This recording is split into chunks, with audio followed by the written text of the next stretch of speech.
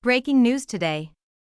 Foreigners who fight for Russia are offered citizenship by Putin. Those who participated in Russia's special military operation in Ukraine and signed contracts for at least a year are now eligible to apply for Russian passports, according to a decision issued by Putin on Thursday.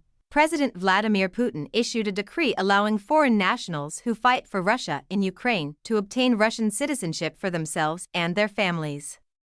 This comes after reports surfaced that Russia had Cubans who enlisted in exchange for bonuses equal to over 100 times the average monthly salary in Cuba.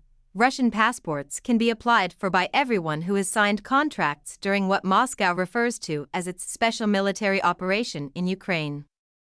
This includes wives, children, and parents. They need to produce paperwork proving they enrolled for at least a year. Those who have formed contracts with military formations, a term that might encompass organizations like the Wagner Mercenary Organization or the regular armed forces, are among those who qualified. It seemed like the goal of the policy was to make it more attractive for foreigners with military experience to apply to join the Russian military. The exact number of foreign nationals fighting for Russia in Ukraine is not made public by Moscow. Reuters has previously covered the subject of Cubans who enlisted for military service in exchange for bonuses that were more than 100 times the average monthly income in Cuba. As well as 3 Africans who were recruited by Wagner, 2 of them perished in combat, according to a source familiar with the intelligence analysis, which was made public last month. Russia has lost 315,000 troops in the Ukraine war, including injured and dead. This represents over 90% of the people Russia had before the conflict started. The first mobilization of Russian forces since World War II occurred in September 2022, when an additional 300,000 men were drafted. Rumors have persisted that it may make the controversial step again, maybe following the March presidential election, when Putin is expected to easily win a new 6-year term. Hundreds of thousands of men voluntarily signed contracts to become professional troops last year. So the Kremlin claims there's no need for further mobilization. Russia and Ukraine have both been mum on how many lives they've lost over the 22-month conflict.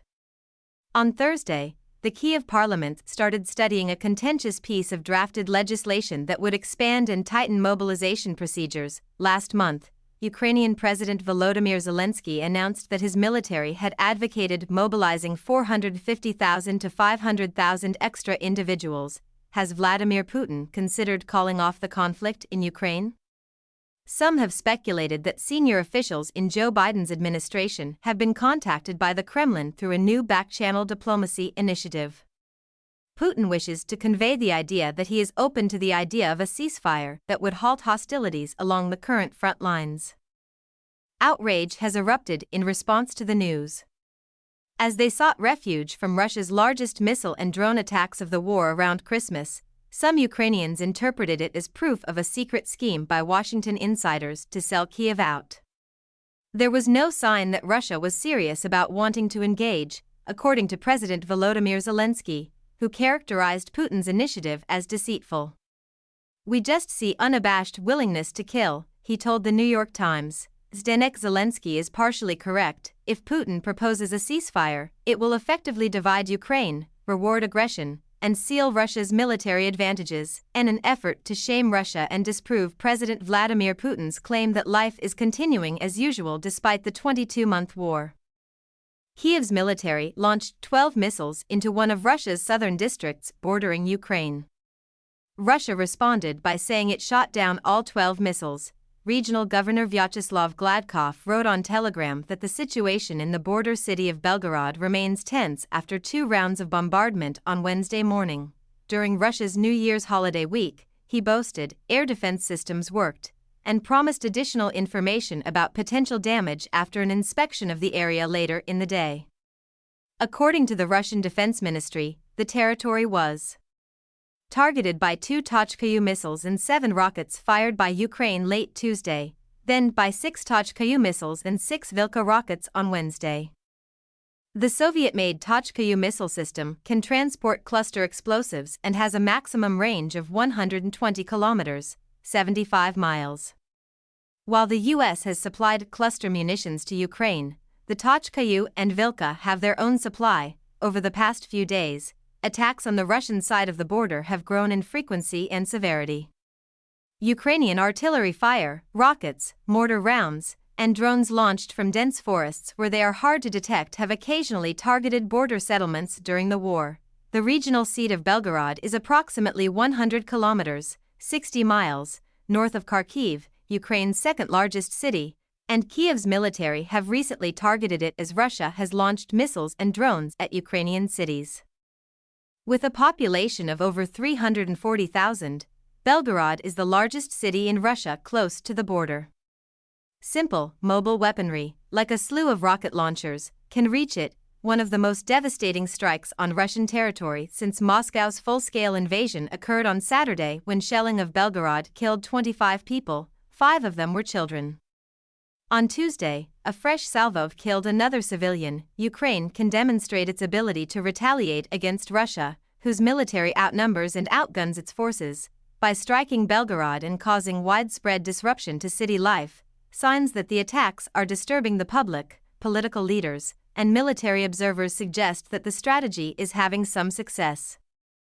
Putin retaliated against the Ukrainian airstrikes on Belgorod on Monday.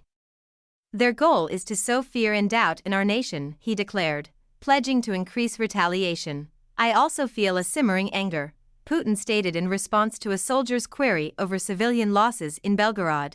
In September 2022, Moscow withdrew from the border area in the face of a rapid counteroffensive by Kiev. Numerous Russian military bloggers have since voiced their disapproval, arguing that additional territory should be captured in order to safeguard Belgorod and other border locations. Even though there is clear evidence that Russia is targeting Ukrainian civilian targets, Russia continues to portray Ukrainians as terrorists who aimlessly target residential areas. Moscow insists that it exclusively targets depots, munitions manufacturers, and other military sites. Strikes on Russian territory are hardly acknowledged by Ukrainian officials. Zeleznogorsk, a city in another Russian border region, was briefly disconnected from the electricity grid on Wednesday due to bombardment by the Ukrainian military, according to local officials. According to Kursk Governor Roman Starovoyt's Telegram post, an aerial attack damaged an electricity substation, forcing authorities to temporarily shut it down in the Kursk area metropolis of 100,000 people. Despite the restoration of power to the majority of the city around 2 hours later, he stated that many remained without heat or power.